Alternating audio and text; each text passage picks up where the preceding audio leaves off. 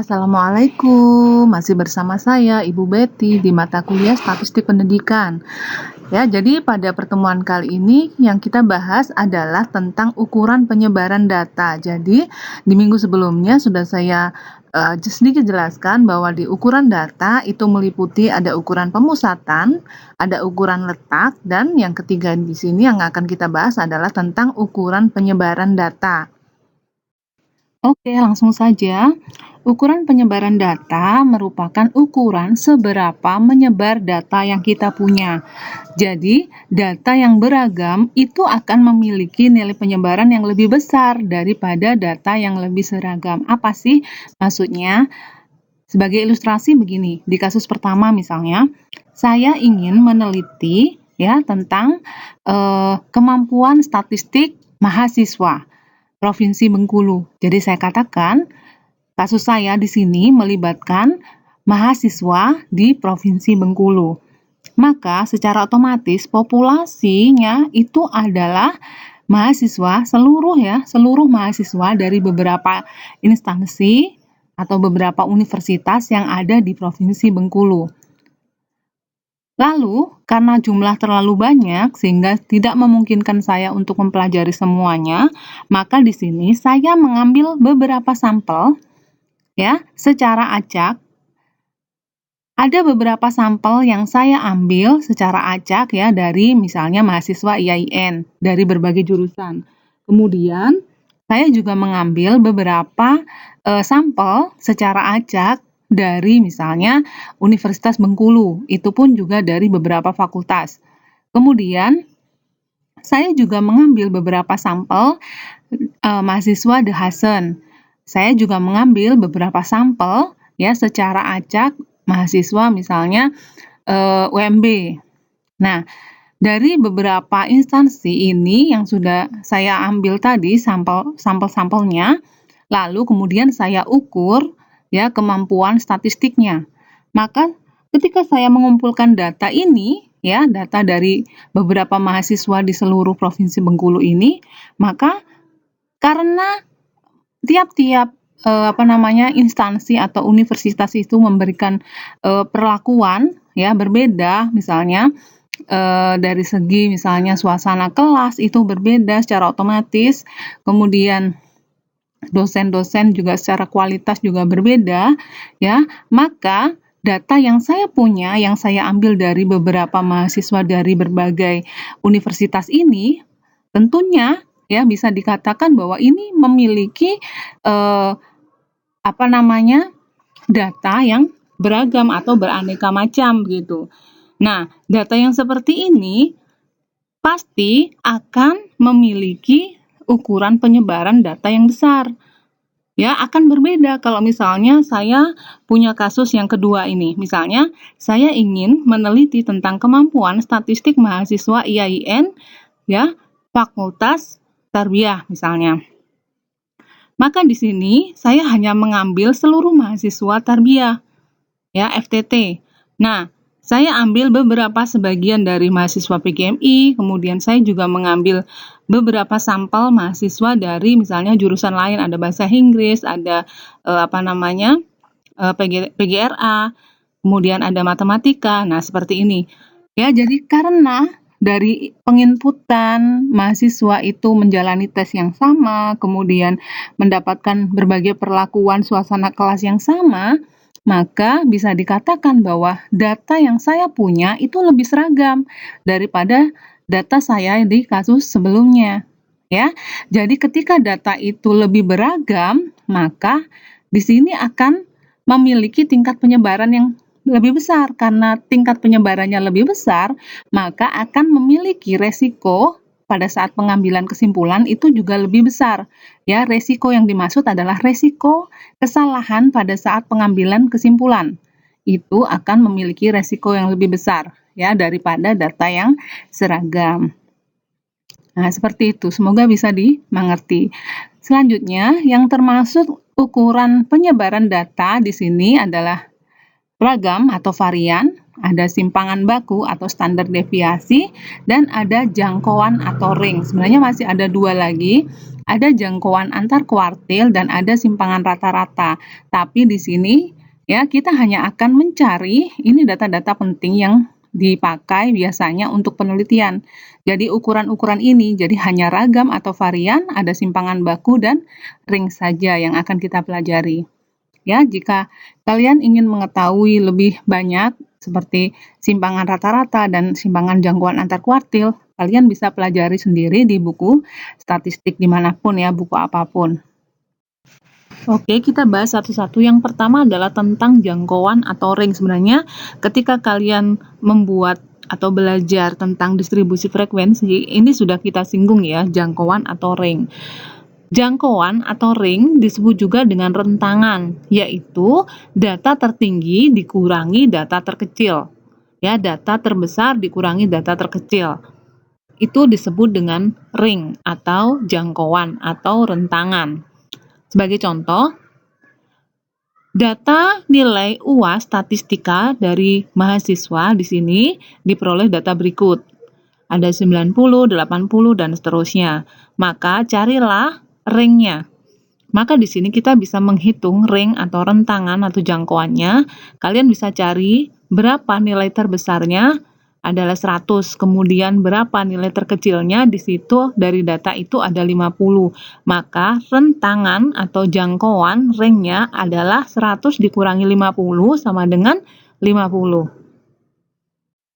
Selanjutnya, yang kedua adalah tentang simpangan baku atau disebut dengan standar deviasi. Adalah suatu nilai yang menunjukkan tingkat atau derajat variasi kelompok data atau ukuran standar penyimpangan dari rata-ratanya. Standar deviasi di sini merupakan akar kuadrat dari varian suatu data. Oke, yang selanjutnya di sini kita akan menghitung simpangan baku contoh atau sampel. Jadi, yang pertama di mana datanya masih kasar atau datanya di sini belum dikelompokkan. Kita bisa menghitung simpangan bakunya menggunakan rumus berikut. Simpangan baku simbolnya S ya. S sama dengan akar sigma X kuadrat, di mana X itu adalah dimulai data 1 ya, data pertama sampai data terakhir sampai N, dikurangi sigma X dalam kurung dikuadratkan ya, dibagi N, dibagi lagi N min 1.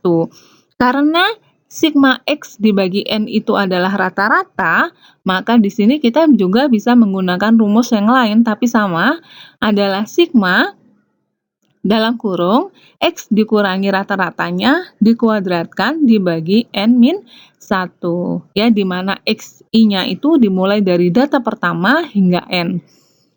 Kemudian, untuk menghitung data yang sudah dikelompokkan atau data yang sudah dalam bentuk tabel distribusi frekuensi, kita bisa mencari atau menghitung simpangan bakunya dengan rumus ini. S sama dengan akar dari ya, sigma X kuadrat dikali F dikurangi sigma atau jumlah ya X dikali F dalam kurung dikuadratkan dibagi sigma F dibagi lagi sigma F min 1. Jadi di mana di sini I-nya itu dimulai dari data pertama hingga K ya, hingga data terakhir. Atau di sini karena sigma X dikali F dibagi sigma F itu adalah rata-rata, maka kita juga bisa menggunakan rumus yang ini. Terserah ya nanti gimana gampangnya. Ini kelihatannya saja rumit, tapi ketika diaplikasikan ke soal, gampang kok. Oke, kita langsung ke contoh. Untuk di sini tujuan kita adalah menghitung simpangan baku di mana datanya belum dikelompokkan ya. Jadi di sini kita punya data ada 5, 2, 9, 4, 8, 6 dan seterusnya. Jadi kalau dihitung di sini N ya, sebanyak N, N-nya itu berarti 30. Seluruh data di sini ada 30 data. Maka carilah simpangan bakunya. Maka di sini kita bisa menggunakan rumus ya, simpangan baku di mana datanya belum dikelompokkan. Maka di sini kita perlu cari sigma X kuadrat ya, di sini sigma X kuadrat. Nah, sigma X kuadrat ini dari mana? Berarti di sini kita harus mengkuadratkan 5 kuadrat ditambah 2 kuadrat ditambah 9 kuadrat ditambah 4 kuadrat ditambah 8 kuadrat dan seterusnya ya, nanti baru jumlahkan seluruhnya ada 1065. Lalu kemudian ya, masuk ke sana ke dalam rumus. Setelah itu kita akan mencari sigma X, berarti di sini kita akan menambahkan 5 tambah 2 tambah 9 tambah 4 tambah 8 tambah 6 dan seterusnya, jumlahnya kalau di total adalah 159. Ya, berdasarkan rumus di sini dikuadratkan, kemudian dibagi banyaknya n di sini adalah sebanyak 30, kemudian dibagi N-1 berarti 30 kurang 1 sama dengan 29. Jadi ketika menghitungnya, kalian dari yang sebelah sini dulu harus diselesaikan terlebih dahulu. Jadi kamu harus cari 159 dikuadratkan bagi 30. Ya, ketika sudah nanti baru hasilnya 1065 dikurangi hasil dari ini ya, pembagian ini baru bagi 29 baru diakarkan. Hasilnya adalah 2,77. Jadi simpangan baku untuk data di atas itu adalah sebesar 2,77. Oke, selanjutnya adalah menghitung simpangan baku untuk data yang sudah dikelompokkan. Ini saya menggunakan contoh yang sama ketika kita membahas tentang rata-rata ya. Kita baru sampai di kolom keempat untuk tabel distribusi frekuensi. Nah, selanjutnya untuk menghitung simpangan baku di sini kita punya rumus simpangan baku itu adalah sigma X ya, akar sigma X kuadrat F dikurangi sigma X dikali F dikuadratkan dibagi sigma F dibagi sigma F min 1. Nah, artinya kita perlu tabel bantuan untuk mencari sigma X kuadrat F. Jadi di sini kita buat tabel baru, kolom baru, X kuadrat F ya.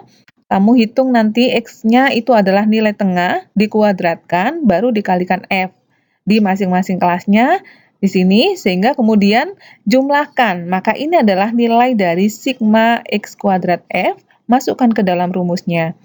Nah, kemudian kita cari juga sigma X dikali F, ini X dikali F ya, sigma X ini X dikali F, kemudian sigmanya adalah ini jumlahnya, jumlah dari sigma X dikali F ya, masukkan ke dalam rumusnya. Nah, kemudian kita perlu cari sigma F, itu F-nya, dan ini sigma F itu adalah 60, masukkan ke dalam rumusnya, ya, dibagi sigma F kurang 159. Nah, kita harus menghitung dulu, untuk menghitung seperti ini adalah yang kanan dulu kita hitung. Selesaikan dulu yang pembagian perkalian, baru kita kurangkan, kemudian baru diakarkan, ya, sehingga nanti hasil dari simpangan baku bisa dicoba menggunakan kalkulator, harusnya dia jumlahnya atau hasilnya adalah 8,5241. Oke?